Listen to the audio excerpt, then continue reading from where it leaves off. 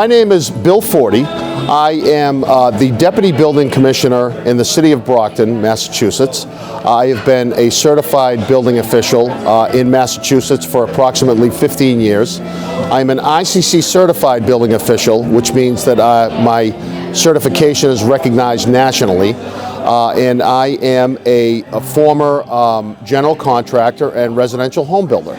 I have been asked by Koopman Lumber to come here and contribute to the regulatory side of the accessory dwelling unit question.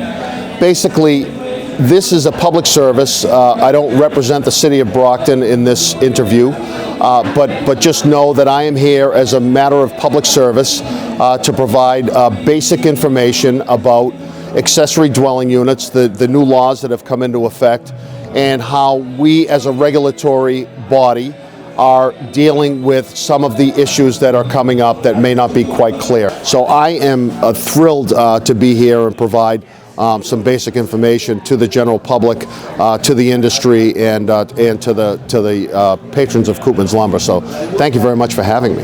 Is it true that you can have an ADU anywhere a single-family dwelling is allowed in Massachusetts? And the answer to that is yes, you can. Although the state has not completely worked it out, even areas that have 2- and 3-family dwellings are still allowed to have at least one ADU. The regulations are not clear yet because we haven't been that far down the road. But any place a single family is allowed by right, an accessory dwelling unit is allowed by right as well. The question is, does it need to be owner occupied? The answer is no. Under Chapter 40A, Section 3 of Massachusetts Zoning Act, accessory dwelling units are allowed by right, and the requirement for owner occupied no longer exists, so that any person who owns a property can have an accessory dwelling unit off of their single family home, and they do not only do they not have to reside there, but they also do not have to be a relative. So the question is, what are resources that contractors could use to be able to educate themselves to help homeowners design and build their ADUs? The answer to that would be, first, start with your local building department and speak to your local building inspector. If you can't get the information that you're looking for, you may want to reach out to the state district building inspector that might be able to give you a little bit more information on things like the building code. Local municipalities should have their own zoning ordinance and regulations regarding ADUs, and you might want to check with other departments within that municipality for things such as Title V requirements, utility requirements, and any of the other things outside of the building construction. The Executive Office of Housing and Livable Communities has a web page with information regarding some of the basics on ADUs, and that's another great resource that a contractor could reach out to. So the question was asked, what could we possibly do to help control costs on ADUs? And speaking from both a contractor perspective and a code official perspective, the one thing that may be a problem with pricing is that a person who is guiding someone on how to construct an ADU may not have the entire process of the package that they are pricing by not knowing what the building code requirements are. Always be sure to look at the codes when you're considering price, because changes are dramatic, especially when we're talking about fire separation and separation of utilities. There's a multitude of codes that are required for 1- and 2-family dwellings, such as cross-wiring, cross-metering. There are many different regulations that otherwise will be an obstacle or basically a showstopper when it comes time to price out an ADU. When we're talking about adding essentially another dwelling unit, we're talking about adding almost another house. and so those costs can be dramatically changed by one or two code requirements that were missed by you as a contractor, and a misinformed homeowner is never going to be happy about a price increase, especially when it's dramatic, more than a 5 or 10% increase of what someone is expecting to do. So by knowing your codes and knowing exactly what you have to do to convert a house or to create a detached dwelling unit or rehab an existing garage, you would want to know all of those things to be able to give an accurate price. And even if your price is higher, at least you can stand by it and say, this is what it's going to be, and it's not going to cost you anymore because I'm well aware of what the requirements are. Usually cheap contractors, fly-by-night contractors will get the job, get themselves in trouble, and I can't tell you how many times I, as a contractor, have been called in after the fact to clean up after someone's mess because they breached their contract, or they went south on the owner, or the owner decided no longer retain their services because they've been so off price that they didn't have a choice but to terminate their contract. So always be aware and know exactly what your requirements are, and take the time to give an accurate price on what you're looking at, and researching cities and towns and their regulatory requirements is key to that. The question is, do you have to have separate utilities for each accessory dwelling unit? The answer to that is no. If you have an accessory dwelling unit that's already in your house, and say you want to convert your basement to an ADU, you would first have to make sure that your circuitry is not cross-wired. So you can't have an outlet in the basement be connected to an outlet on the first floor. Those would all have to be separate circuits. There is no requirement for separate metering on an accessory dwelling unit, provided that you, as the owner of the property, are paying the electric bill. That would actually be in the sanitary code. There is no requirement that heat needs to be separate. As long as that heat can be controlled from two different places, it doesn't really matter who pays for it. So metering is really not the requirement. If you have a detached ADU in another building, those determinations are made first by the fire department for disconnects as far as electrical service is concerned. That determination may be made by DPW for separate water service and separate sewer service. Those things are usually determined by the providers, whether that provider be public or private.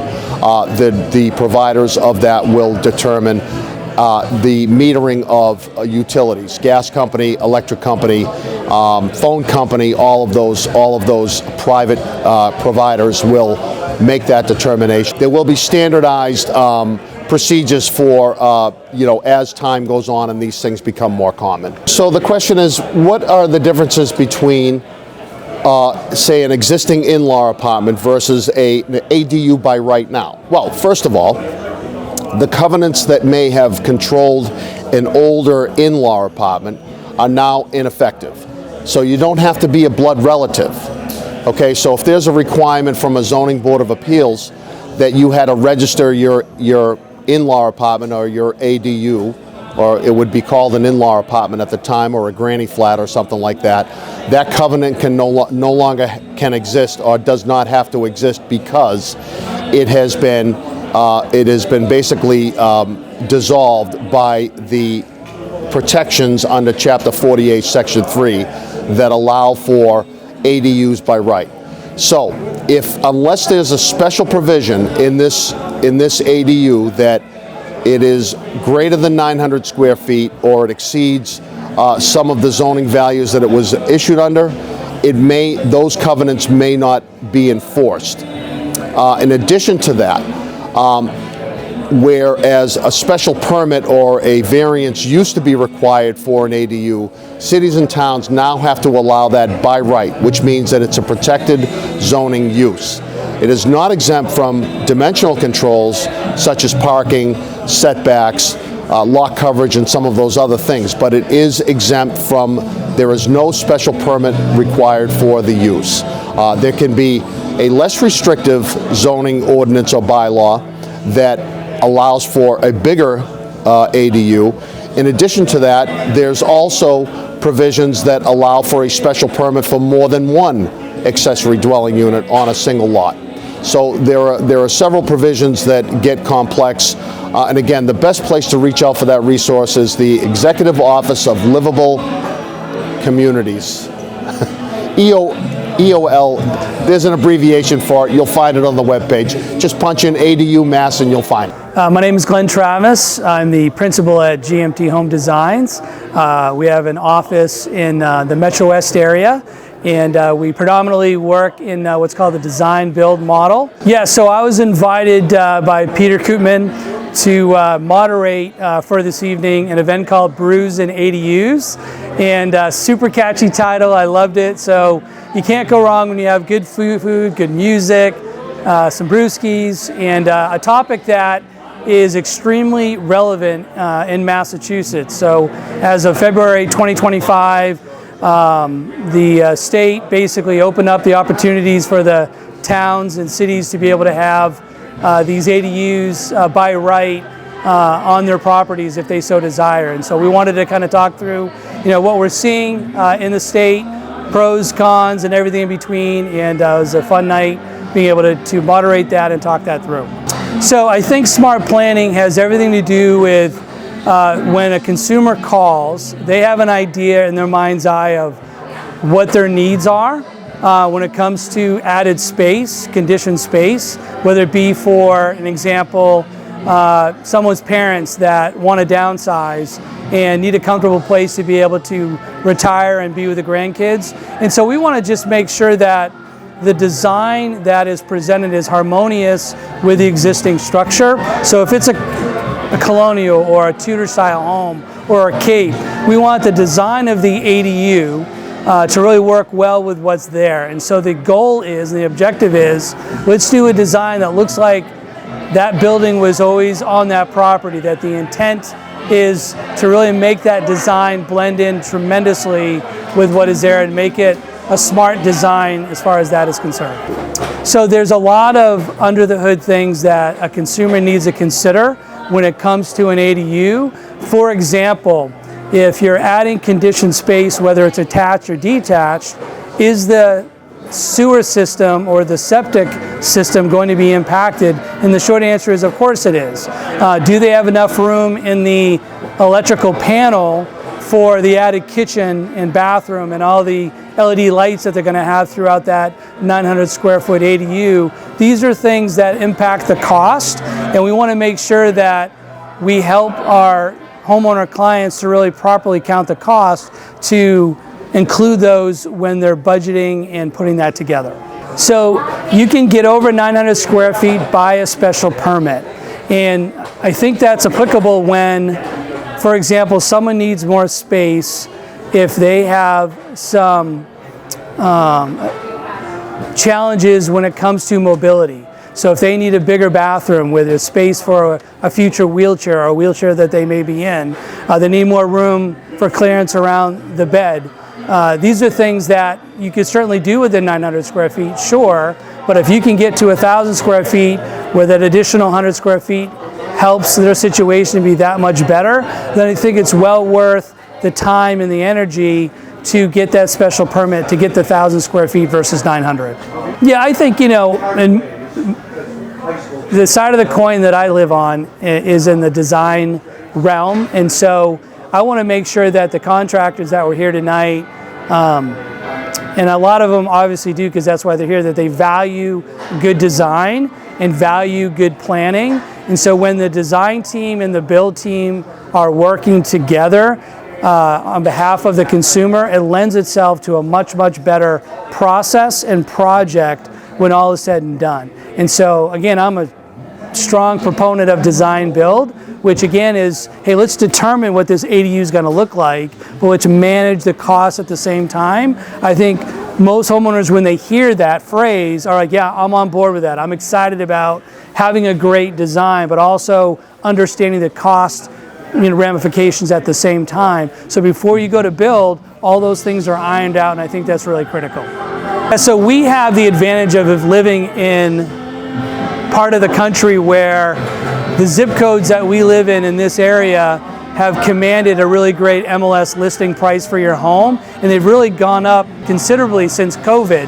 And so I think if you're going to live on a property for an extended period of time, obviously investing in yourself, investing in your home, I have found to be a really great investment. So when you can add another conditioned space, whether it's for a renter or for a family member or a young couple that can't afford the main dwelling, but they can afford this ADU, I think it's an opportunity where it's a win-win for all parties involved. But long term, I think the value of your home and your property will only increase over time. Yeah, so oftentimes people get excited about doing a project and they know they need quote unquote plans. And so a quick resource for them is to go online, type in the word ADU, and all these different websites come up with these tiny houses or these floor plans that they can buy for short money. But the reality is the codes in Massachusetts are such that those plans that they buy online more often than not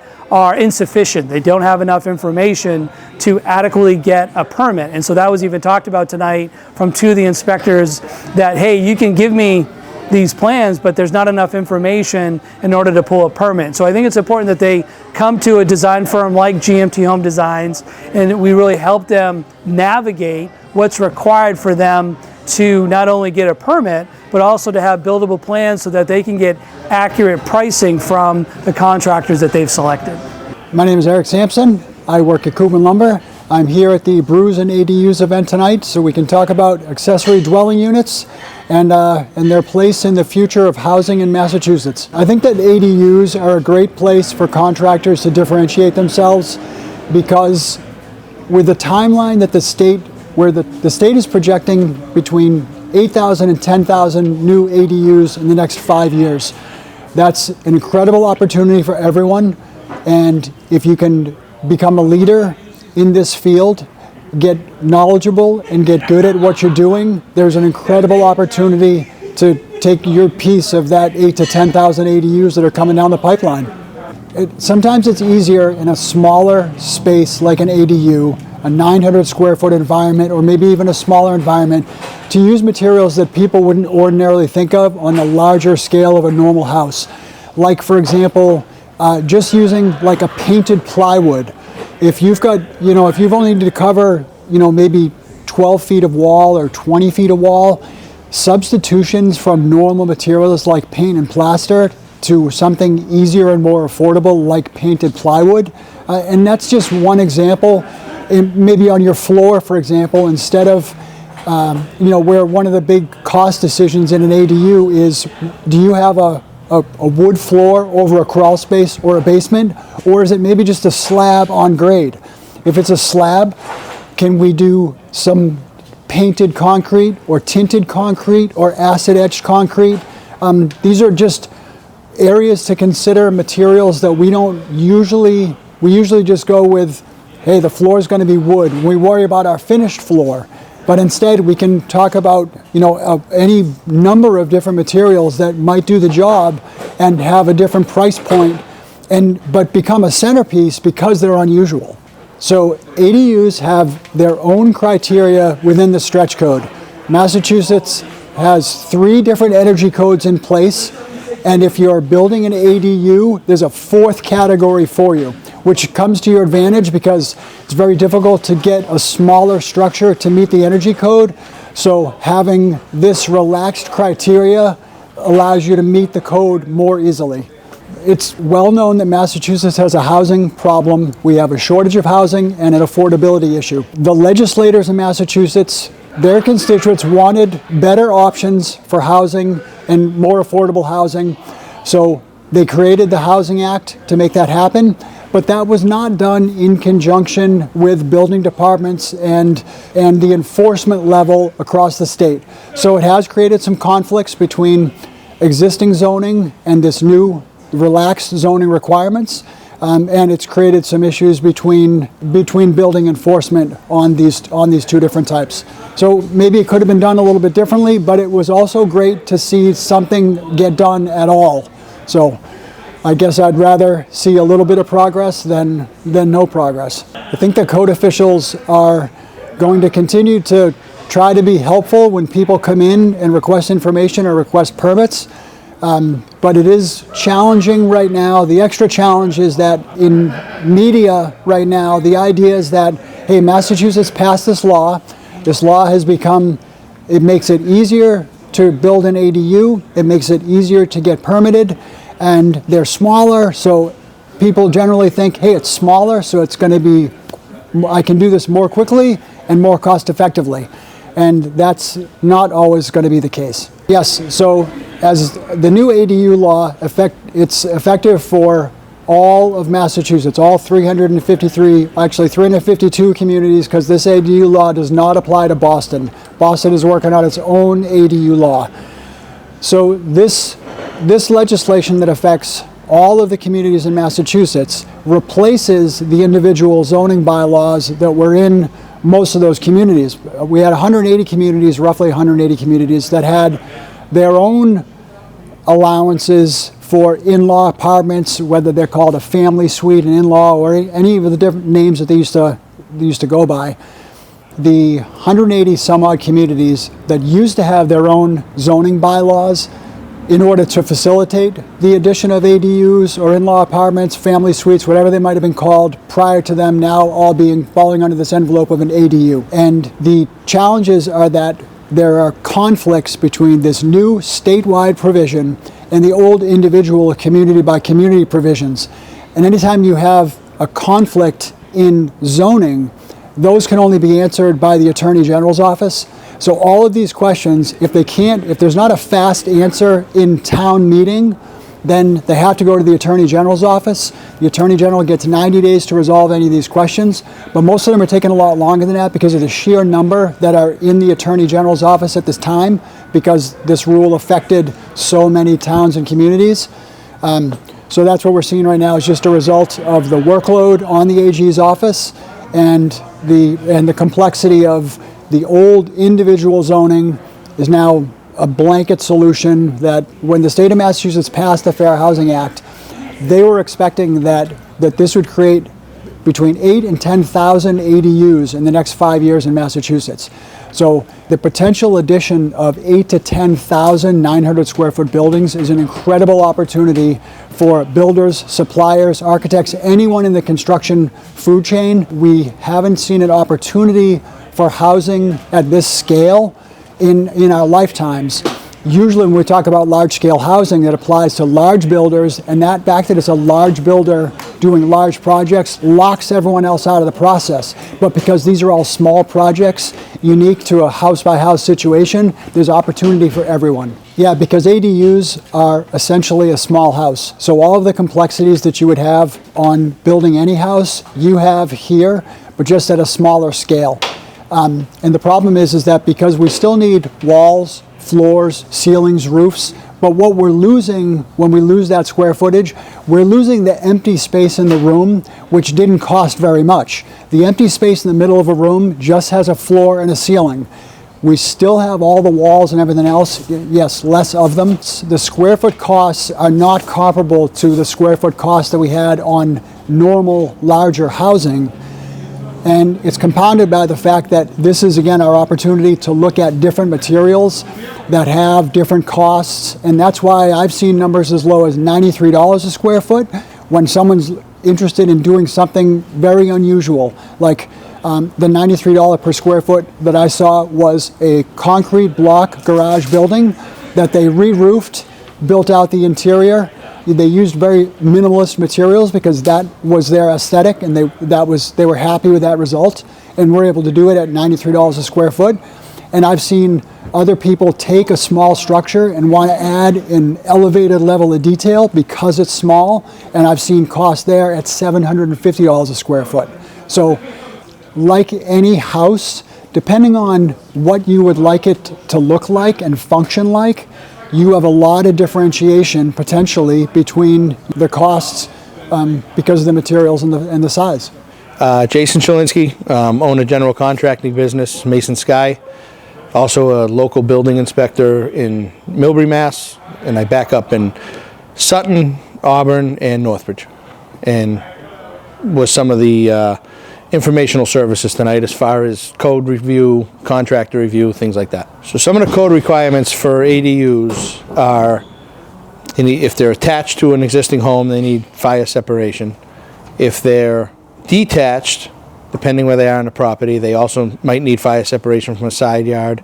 They need zoning compliance, always need zoning compliance with setbacks, side setbacks, rear setbacks, how far they are off the existing home. If you have two entrances, you have to have two means of egress. If you have septic, if you have sewer, if you have water, if you have electric, all those things, homeowners often think they just can attach an ADU to the side of their home and fill it with some sort of family member for relatively inexpensive money, not realizing they're technically building a new dwelling unit. And they're often surprised with the cost that's involved with that. The experience we had in an ADU that we're currently building in Millbury, talking with the grid, trying to get power to the home. It's a detached unit. It's 155, 160 feet off the road. They had to install a pole. When we did the engineering for this, the grid notified us that any new service on an existing address will require the homeowner to pay the full cost for the upgrade. With the full cost of the upgrade for this one, that required a telephone pole, required a new transformer, the service run to the house, it was about 11 grand. Even if we had separated off the existing home, we would have had to upgrade the code. We would have had to upgrade the electrical service. That still would have required the homeowner paying for it, because the upgrade was more than grid would pay for directly with no cost to the homeowner, because it was for an ADU.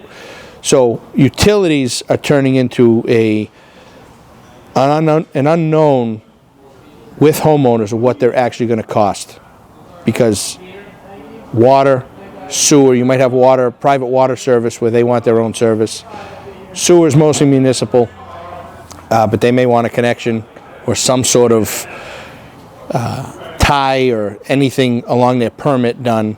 But so far I haven't had to deal with any sort of gas company, but National Grid on the electric side, the engineer did tell us that any address that's receiving a second service will be paying for it completely, which was a nice surprise cost for the homeowner. So municipalities cannot force you, under the guidelines and the regulations set forth by the state under the ADU law, municipalities cannot force you to do separate connections for water or sewer. Technically electric, if you were working in a municipality that owned an electric. There's certain municipalities around Central Mass that their municipal electric services, cable services, so on and so on, that they wouldn't be able to do it either. It's an unregulated, the municipality cannot regulate that under this code, under the regulation. So with that, you're allowed to tie to the sewer, you're allowed to tie to the electric, you're allowed to tie to the water for the existing home. If a home was on septic, there's a little bit of a gray area there where Title V will still require you to bring a septic system up to today's code due to the occupant load in the house. And if you're adding an ADU, you're adding at least one bedroom, if not two. That requires the septic system to be brought up to today's, well, I shouldn't say today's code, but it requires the septic system be brought up to compliance for the amount of occupants in that home. If you have a single family home and you're adding an ADU, it is a stretch to have a municipality require fire suppression. Reason being is, under the 1 and 2 family code, the fire department doesn't have any authority until certain criteria are met. It's all under the building code. If you have a 3-family or a 2-family and you're attaching a ADU to it, now you're creating a 3-family. And if you create a 3-family, now you're triggering sprinkler code. So now you're getting into the fire code regulation. There could be extremely cost prohibitive issues with that. You may have to put a sprinkler system in the entire home, which is the neighbor might not want one, so it might prohibit you from even doing the ADU. The ADU require it. The unit it's attached to will require it. It also changes the fire suppression, the fire separation between each unit. It should be part of the due diligence. If an architect is involved, which is the best way to go, they will know this up front, what it's going to trigger. But in a 1 and 2 family, if it's just a 1 family and you're adding an ADU, the fire suppression should really not come into play.